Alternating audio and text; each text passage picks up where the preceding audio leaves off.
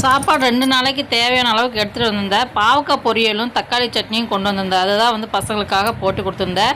இந்த சைடு வந்து கீழ் பர்த்து, மேல் நடு சைடு பர்த்து கிடச்சிருந்தது. அப்புறம் ஆப்போசிட்டில் வந்து மேல் சைடு பர்த்து வந்து கிடச்சிருந்தது.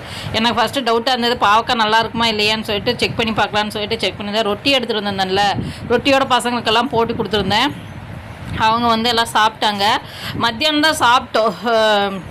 பாப்பாங்களுக்கெல்லாம் ரொட்டியோட வந்து பாவக்காய் வச்சு கொடுத்த சட்னியோட வச்சு கொடுத்துட்டு அவளும் வந்து உட்காந்து சாப்பிட்ருந்தா. சரியாக நான் கவர் பண்ண முடியல. எல்லாம் ஜென்ஸாக இருந்தாங்களா, ஆப்போசிட்டில் ஒரே ஒரு ஃபேமிலி மட்டும் குழந்தையோடு வச்சுருந்தாங்க நம்ம அதனால் அதனால் நாங்கள் வீடியோஸ் வந்து என்னால் பண்ணுற முடியல. ஜென்ஸாக இருந்தாங்காட்டிக்கு என்னால் வீடியோஸு கொடுக்கவும் இல்லை. அது இல்லாமல் எனக்கு ரொம்ப உடம்பு முடியாமல் போயிடுச்சு ட்ரெயினில். அதனாலேயே நான் வந்து வீடியோஸ் வந்து எடுக்கலை. கொஞ்சமாக ஓரளவுக்கு மட்டும் கவர் பண்ணியிருந்தேன். அதை தான் வந்து எடிட் பண்ணி போடுறேன். சரி, நான் முடியல. அதனால தான் ஷார்ட்ஸில் வந்து கொஞ்சம் ஓரளவுக்கு வீடியோஸ் எடுத்து வச்சுருந்தேன். அதை உங்களுக்கு கொடுத்துடலான்னு சொல்லிட்டு ஷேர் பண்ணிடலான்னு சொல்லிட்டு வச்சுருந்தேன். அப்புறம் 2 ரொட்டி வச்சு ரெண்டாவது பாப்பா மேலே இதில் போய் பர்த்தில் போய் உட்காந்துக்கிட்டா.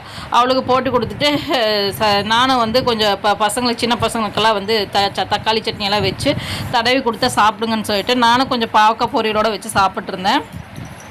பாவக்காய் கசப்பே இல்லாமல் செஞ்சுருந்தேன். அதனால் பாப்பாவும் கொஞ்சம் உண்டு நாப்பில் சாப்பிட்டா. என்னன்னு தெரியல, டாக்டர் போய் செக் பண்ணிட்டு வரணும். நான் அங்கேருந்து டேப்லெட்டெல்லாம் வாங்கி சாப்பிட்ருந்தாக்கா ரொம்ப இதாகிடுவேன்னு சொல்லிட்டு தான் நான் வந்து போவே இல்லை. ஹாஸ்பிட்டலில் வந்து ஜாஸ்தி வந்து டேப்லெட்டெல்லாம் எடுத்துக்கல. கொஞ்சமாக ஓரளவுக்கு மட்டும் எடுத்துக்கிட்டேன். என்னை பார்த்தாலே தெரியும், என்னோடய முகமெல்லாம் ஒரு மாதிரியாக தான் இருந்துச்சு. அப்புறம் வயிற்றுக்கு வந்து தண்ணியெல்லாம் கொடுத்துருந்தேன். அவளும் வந்து சாப்பிட்டு தண்ணியெல்லாம் குடிச்சிட்டு கொஞ்சம் எலுமிச்சம்பழம் மட்டும் சாதம் மட்டும் சாப்பிட்டா. வேறு புளி சாதம் நாங்கள் தொடவே இல்லை. அப்படியே ரிட்டர்ன் கொண்டு வந்துட்டோம். காலையில் வந்து இப்போ இட்லியும் இதுவும் வாங்கியிருந்தோம். யாருக்குமே சாப்பிட்றதுக்கு இஷ்டம் இல்லை.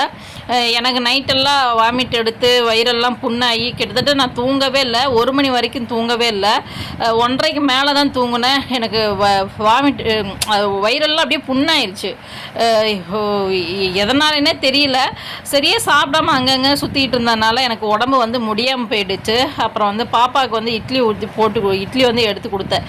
இவங்க 2 பேர்த்துக்கு ஒன்று வாங்கி கொடுத்துருந்தேன். பெரிய பாப்பாவுக்கும் சரிஷ்மாவுக்கும் ஒன்று வாங்கினேன். பட் சரிஷ்மா தான் சாப்பிட்டா, பெரிய பாப்பா சாப்பிடல. அவளுக்கு வந்து இஷ்டம் இல்லை சாப்பிட்றதுக்கு.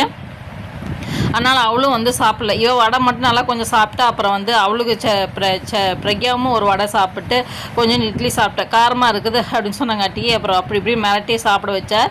இந்த இட்லியோட சரி அப்படியே வந்து வீடு வந்து சேர்ந்துட்டோம். அதுக்கப்புறம் நாங்கள் எதுவுமே சாப்பிடலை, பட்னியோட